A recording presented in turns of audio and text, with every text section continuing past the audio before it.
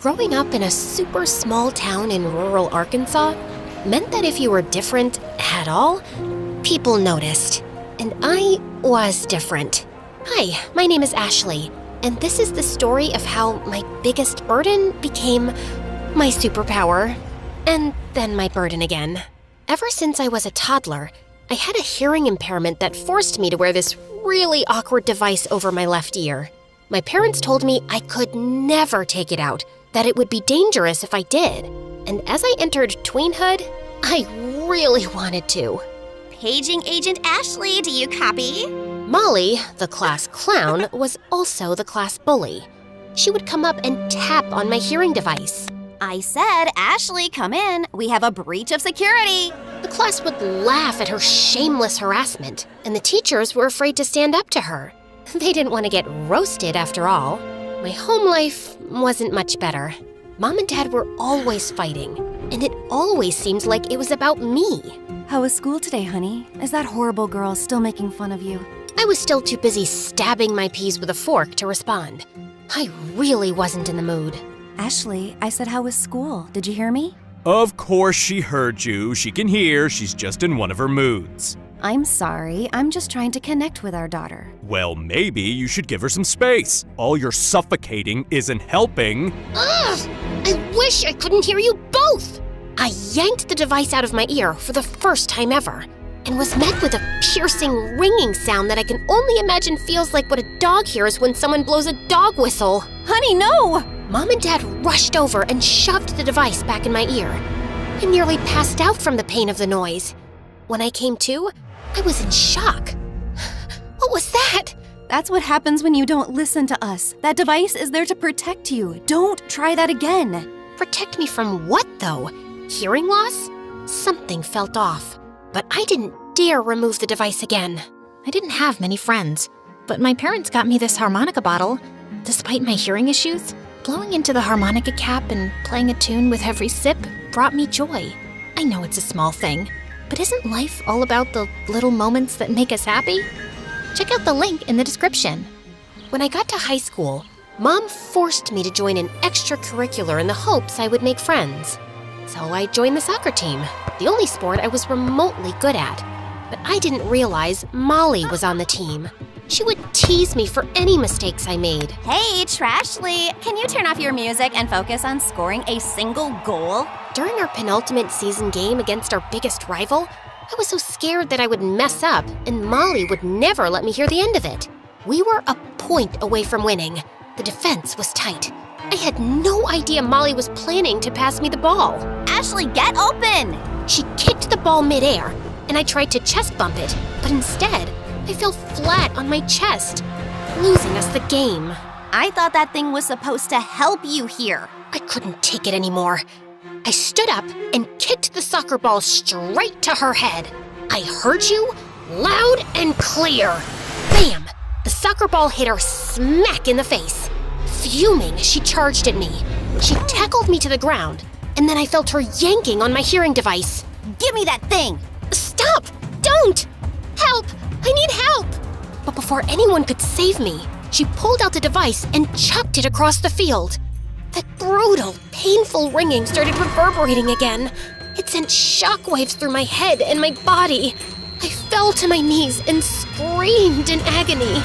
And then, silence. Total, utter silence.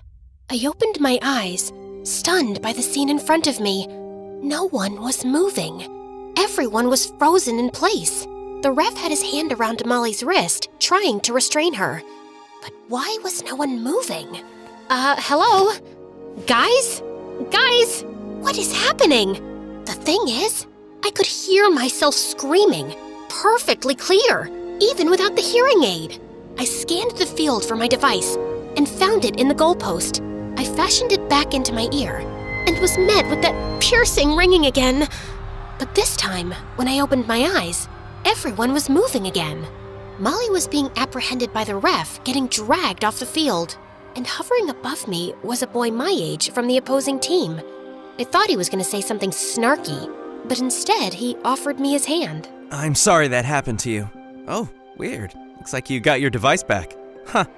Anyway, I know what it's like to be bullied. I'm Jasper, by the way. He had these really weird-looking sunglasses secured to his head with a metal wire. I can't take them off, or something about the sun. I don't know. Just stay strong and don't let it get to you. What they see as your biggest weakness could be your biggest strength. My biggest strength? Okay, there was totally something my parents weren't telling me. I mean, I don't want to jump to conclusions, but something connected to the device seemed to stop time. When I got home, I thought about telling my parents what I had experienced, but I had no idea how they'd react, and I wanted to be sure first. So, I did a little experiment at dinner. Your coach called. Apparently you got into a little tussle with that girl Molly. I'm going to call her mother. Enough is enough. Oh, come on. You think that's what Ashley needs? Her mother interfering? Like that's gonna make school easier for her? Would you rather she get tormented every day? I rushed away from the dinner table and locked myself in the bathroom. I couldn't listen to them bicker anymore. I yanked out my earpiece, ready to face that dreadful ringing. When it was over and I opened my eyes, all was silent. The shrill sound of my parents screaming was gone. I was nervous to go back to the kitchen, a million thoughts running through my head. But when I arrived at the dinner table, my parents were right where I left them. My mom's fork waving at Dad, spaghetti sauce all over Dad's face. Then I realized I couldn't hear the traffic outside, or the baby next door crying, or the wind. I stepped outside to find that I had frozen the entire neighborhood. What if I had caused a catastrophe? I needed to get to the lookout in town to see how far my, quirk extended. My neighbor was frozen on his bicycle and I needed transportation. I snapped a photo of him with my phone so I could put him right back where I found him. Then I picked him up and set him gently on the sidewalk. I hopped on his bike and pedaled to the overlook where I could see all the way out to the water. I looked out onto the horizon, desperately searching for any sign of movement. The river didn't even look like it was flowing. But then I spotted something. A fisherman waiting in the water, reeling his fishing rod. Whew. I didn't know if I could handle the responsibility of freezing the entire world. I needed to get home and search for answers. But as I turned around, I noticed a row of cars parked. I peered through the windows and saw my classmates making out. Well, frozen mid-makeout. I thought the makeout spot was a total myth. The last thing I needed right now was another reminder of how abnormal I was. I'd never kissed anyone. Then, in one of the cars, I saw a familiar mop of blonde hair against one of the windows. It was Molly, and in the passenger seat was Jasper. What the heck? I had no idea they even knew each other. The guy who saved me from my bully looked like he was mid-arguing with her. Were they dating? Breaking up? I was suddenly filled with rage. I had to do something. I saw a lizard on the ground, picked it up, and dumped it into the crack in the window onto her lap. Then I hid behind a tree, put my hearing device back in, and watched her totally freak out. Ah! She jumped out of the car, frantic. Ew, ew, ew! I couldn't help but laugh to myself. I suddenly felt powerful. This wasn't a quirk. It was a strength. Oh shoot, totally forgot to return the bike. I sped home, leaving the bike right where I found it. When I got home, my parents were livid. Where were you? We were terrified. We didn't even hear you leave. Sweetie, it's fine. She's home now. You don't have to hover so much. I just went for a bike ride to clear my head, to get away from your arguing. I locked myself in my room, wishing there was a way I could use my powers to make my parents get along. I thought maybe I could, by becoming the social, well-adjusted daughter they'd always wanted. So, I started scheming. First, I would stop time so I could make friends. While I was at my locker, I overheard some cool alternative girls talking about a birthday celebration. The party was fun, but no one got me the electronic baby doll I've wanted since I was a kid. I know I'm grown now, but I've been talking about it forever. It's like my dream gift. I took my earpiece out, suffered through the familiar pain, and sprang into action. I dashed out of school, biked to the nearest toy store, and hunted down the electronic baby doll. Taking a deep breath, I put my earpiece back in, walked up to the group, and smiled. Hey, Bryn! I I know yesterday was your birthday, and I saw the general invite. I couldn't make it, but here's a little something for you. Oh my god, no way! An electronic baby doll? Yep, she pees and poos. Exactly what I wanted. You're amazing. Give me a hug, dude. I invited Bryn and her crew over to watch a movie, and I could hear Mom and Dad talking about me from the other room. I'm so relieved she's finally made friends. Now, if only she could get her grades up. Sure thing, Dad. Okay, time's up. Ashley, walk me through the problem. I was notoriously horrible at algebra, so I thought I'd buy myself some time. The problem? Well, that's easy. I took my earpiece out, time froze, and then I casually walked over to the smartest girl in the room's desk and copied her notes. I walked back to my seat, put my earpiece back in, and to isolate the variable, first, subtract 5 from both sides of the equation, simplifying 2x plus 5 minus 5 equals 15 minus 5 to 2x equals 10. Oh, great work. She's cheating! Uh-oh, did Molly somehow see me? Someone's feeding her answers through her earpiece. Nope, still just bullying me. But I had an idea for revenge. At our final season-ending soccer game, as Molly was winding up to kick the ball for an easy goal, I froze time. She was halted mid-kick. Then, I moved the ball slightly to the right. When I unfroze and she kicked, she fell straight onto her butt, missing the ball completely. Her face turned beet red. Might want to check your eyesight. I swear I had that! And even though it was causing me immense pain to keep freezing time, it was worth it just to see Molly's face when I froze the field, moved the goalpost over ever so slightly, pivoted the goalie, unfroze time, and scored the winning goal. The crowd went wild. All of my teammates lifted me up in celebration, while Molly was pouting off to the side. And after the excitement settled, I saw Jasper making his way toward me. Wow, amazing performance. I didn't know you'd be here. Yeah, my best friend plays on the other team. Hopefully he'll forgive me for talking to the enemy. Hey, do you want to hang out later? I blinked. Seriously? From the corner of my eye, I saw Molly staring daggers at us. You're not dating her? Molly? Ha! No, I'm not dating Molly. I hesitated. I saw... What? What did you see? Never mind. There was an awkward pause, and I needed to do something. So I grabbed my harmonica bottle and took a sip. Then, without thinking, I blew into the cap. A loud, unexpected whistle echoed through the field. Jasper jumped. Did your water bottle just make a sound? For some reason, I decided to play along, acting just as surprised as him. Maybe I wanted to share the excitement, or maybe I was just really nervous. I blinked down at it, then tried again. A perfect little tune played from the cap. No way! Jasper grinned. Okay, that's actually awesome.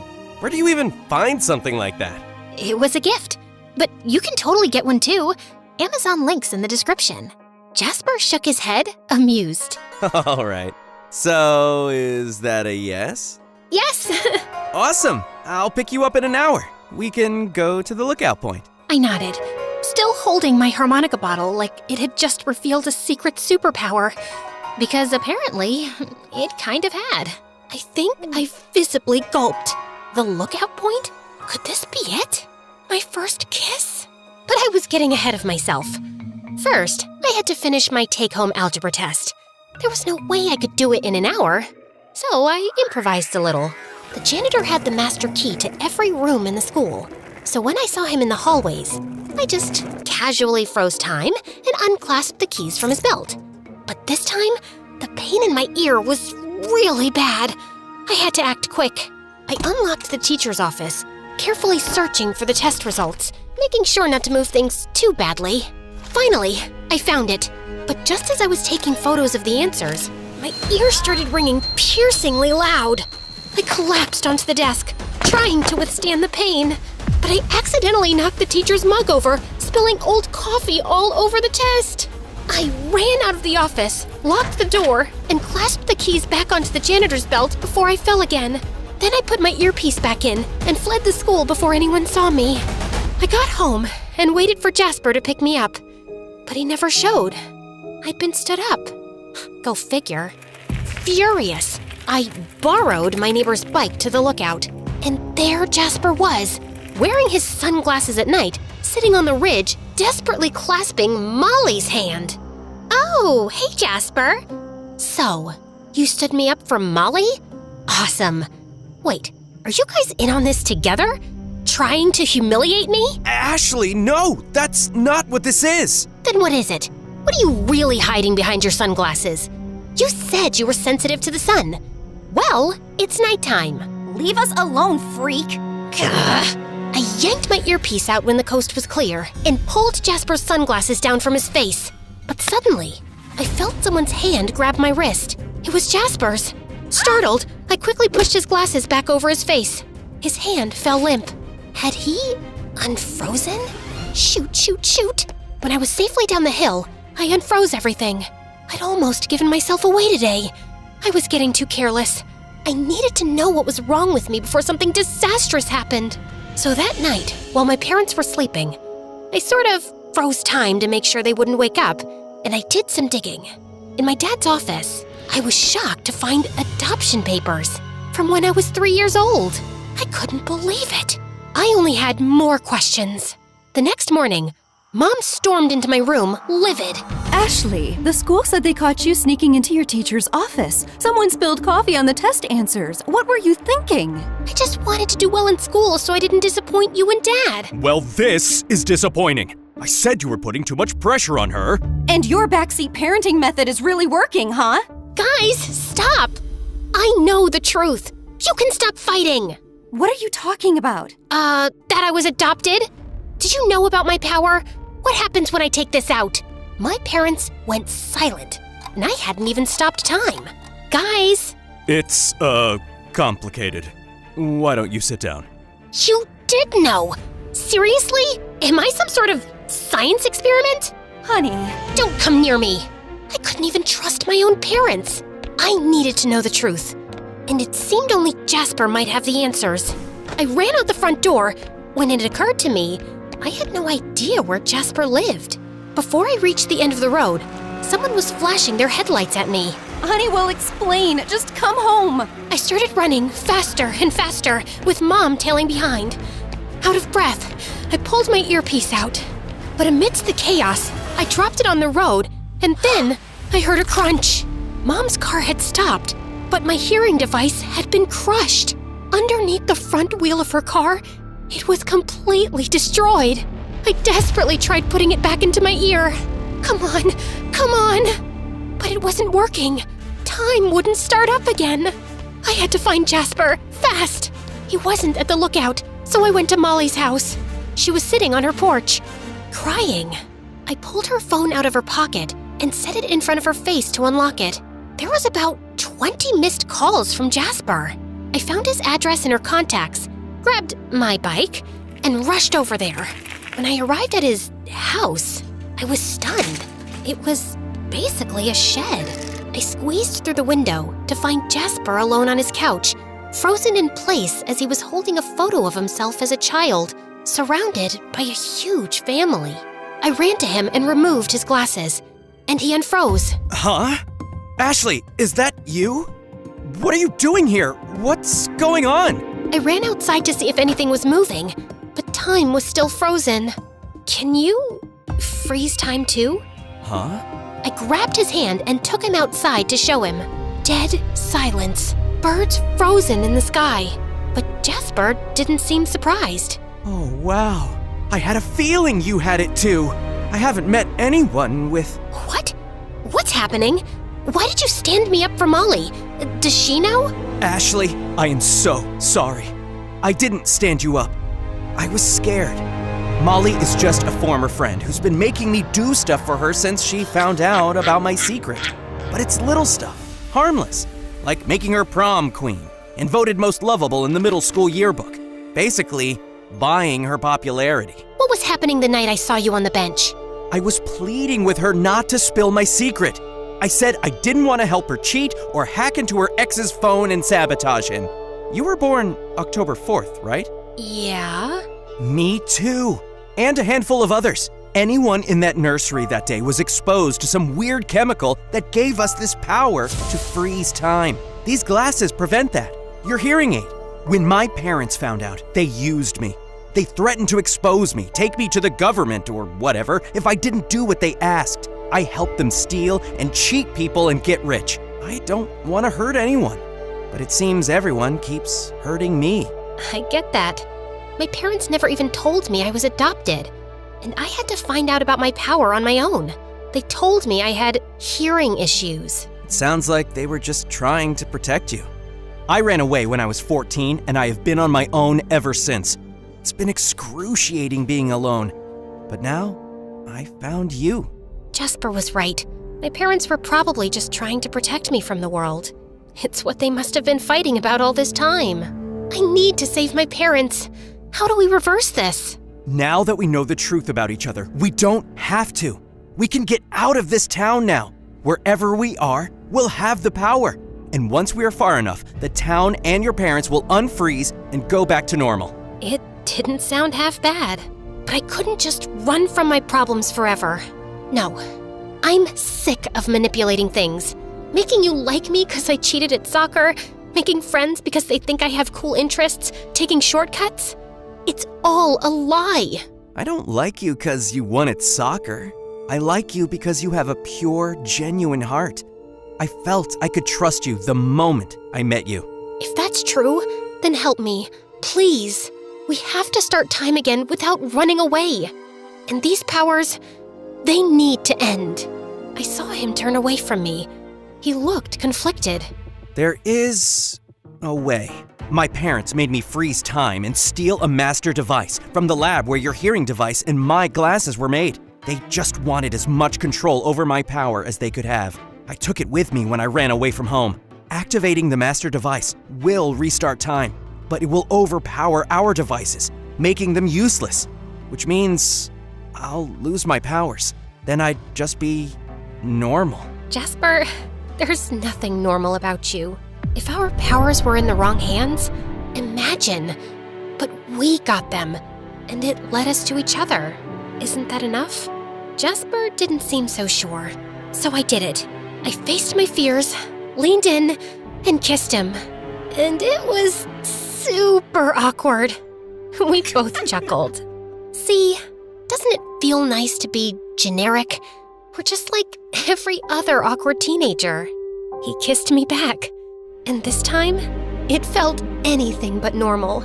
It was magical. Not so normal, huh? Okay, Ashley. Just promise me we can face this world together. No matter what. There's just one thing I think we should do first. Together, we snuck into the school and tied up some loose ends. Then, Jasper took out the master device and activated it.